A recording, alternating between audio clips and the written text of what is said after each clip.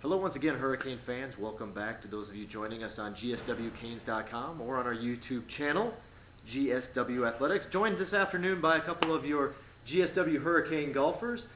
On the far right, we have Charles Pennington. Here in the middle, Reese, Moseley, senior leadership on the GSW golf team. Guys, thanks for coming off the course and giving me a few minutes here today. Just wanted to kind of catch up with y'all and talk a little golf. The season starts here on Monday. And I just wanted to hear how things have been going this spring, kind of to give you some momentum. I mean, Coach Dana now kind of wrapping up his first full season, was there with you in the fall, now in the spring. Tell us a little bit about how things have been going since the fall and kind of what you guys are looking forward to coming up here starting next week. Okay, well, we started qualifying, I think, 2 weeks ago, Keith. We've gotten in so far, I think, 4 rounds of qualifying, 72 holes. We've already got our lineup for the first tournament in Savannah, and that's the 21st and 22nd. And we actually have qualifying tomorrow, actually, because as soon as we come back, we leave for Pensacola, Florida. So, but we've been busy, and I mean we hadn't had a day off in 2 weeks. So.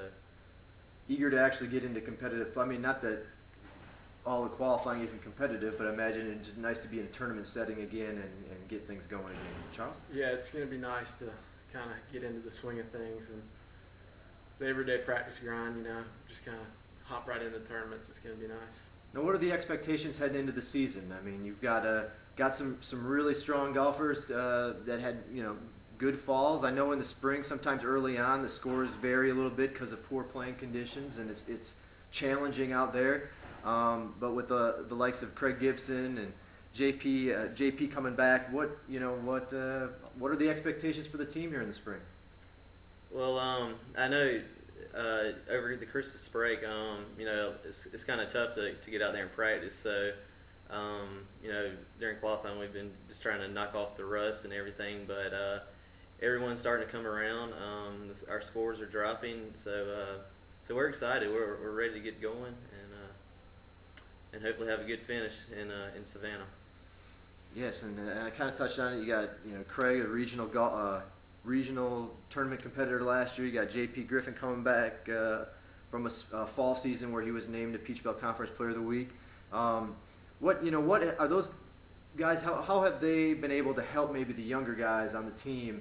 The younger guys can look up to them and see the talent that these guys have, and what kind of is it something where the players can give pointers to one another, or is it more of an individual thing where you just got to do it on your own and take that initiative?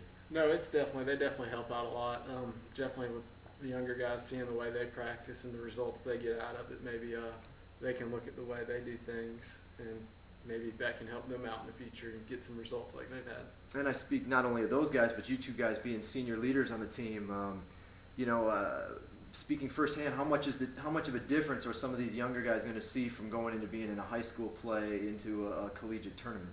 Well, high school golf is so much different than college golf. We've all had to adjust to it, but we have 2 freshmen this year, John Wilson Gordon, and he's been in our lineup every tournament, and Patrick Hall, and he was ineligible during the fall, but he's eligible now, and we're excited to have him. So, but we've been trying to tell them everything we can and everything we've learned since we've been here. Okay, good deal. And you said the little bit difference for those of you that don't know, golf is unique in the fact that you have 2 seasons in one. You have a fall season and a spring season. The spring ultimately is when you culminate with a Peach Belt Conference title or a tournament. We're going to hope for a title here, and then a regional qualifying and national tournament and all that good stuff. So it all culminates in the spring. But just to recap, let's see, a couple of tournaments the Hurricanes went in. We've another unique thing is that there's sometimes a lot of interaction between Division I and Division II schools. So we were in some tournaments, maybe didn't finish in the top 2 or 3 slots, but we did come ahead of some Division I tournament schools, as well as usually in the upper tier of the tournament. Knowing based on your schedule, what's one of the more interesting tournaments that you see coming up in the spring?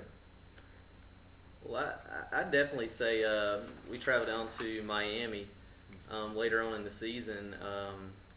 That's a big trip for us, but And also we play in Jacksonville, and it is predominantly a Division I tournament. It's hosted by Butler, so there'll be a good number of Division I and Division II teams.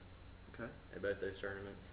It's definitely like one of the strongest schedules we've faced. Yeah, a couple new tournaments I saw that he had on there. Yeah, it's definitely some top-notch teams that are going to be in these tournaments. So if we could get some good finishes out of those, it'd be very good. Absolutely, and just as been the case in prior history, the Hurricanes always seem to hold their own with some of those bigger schools. So that's really a testament to the program.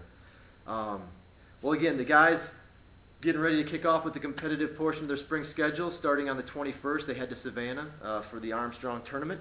You can find more information on the golf team, as well as track all their results and stats and all that good stuff on gswcanes.com. Well, just to kind of close it up lightheartedly, guys, first time I'm doing this, we'll see how it goes. Just wanted to rapid fire a couple questions past you, see what you guys think, give us a little bit of insight. Not only you helped us in general with the team stuff, but let's get to know Charles and Reese a little bit better here. And I promise you I'll keep it golf related. I'm just going to say a word, guys. You tell me, for whatever reason, you give me your answer. First one would be hook or slice? Hook. Okay, all right. Which shot would you prefer, long, rough, or out of the sand? Sand. Long. Okay. I guess it would probably depend on how far you are out and all that good stuff, Yeah. but just in general. All right, just give me your favorite golfer when you were growing up. It's got to be Tiger Woods. Davis Love III. Okay, good deal. Your favorite club in your bag?